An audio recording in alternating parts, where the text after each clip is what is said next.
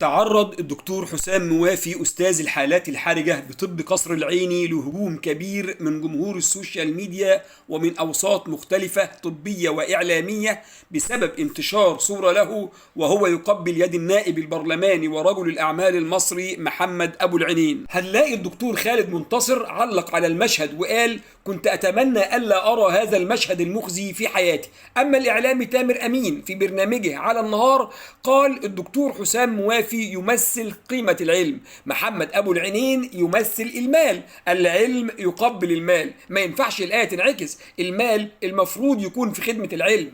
أما الداعية الإسلامي الشيخ مظهر شاهين كان له رأي تاني وقال إن ما قام به الدكتور حسام موافي لا يتعارض مع الكتاب والسنة، وقال إن الدكتور حسام موافي أراد أن يرد تحية المهندس محمد أبو العينين اللي قال كلمة فيها بالغ بالثناء والتحية للدكتور حسام موافي، فأراد الدكتور حسام موافي رد تحيته بتحية أفضل منها. أنا بقى هرجع بالزمن لورا شوية من بداية ظهور الدكتور حسام موافي اللي اختار نقطة ضعف الناس ودخل قلوبهم منها، وهي الدين والفطرة الإيمانية لدى الناس. فهو ما دخلش قلوب الناس من ناحية العلم، لا، ده هو غلف العلم بغلاف الدين، فدخل القلوب بسرعة وقدم نفسه للناس على إنه الطبيب الشيخ اللي بيقدم نصايح طبية من وحي القرآن والسنة. ومن اللحظة دي أصبح قدوة، وكل سكنة أو حركة ليه هو مسؤول عنها ويحاسب عليها. ودي مش المرة الأولى اللي بيثير فيها الجدل. ففي عام 2023 ظهر وهو بيرقص مع بنته سلو في زفافة.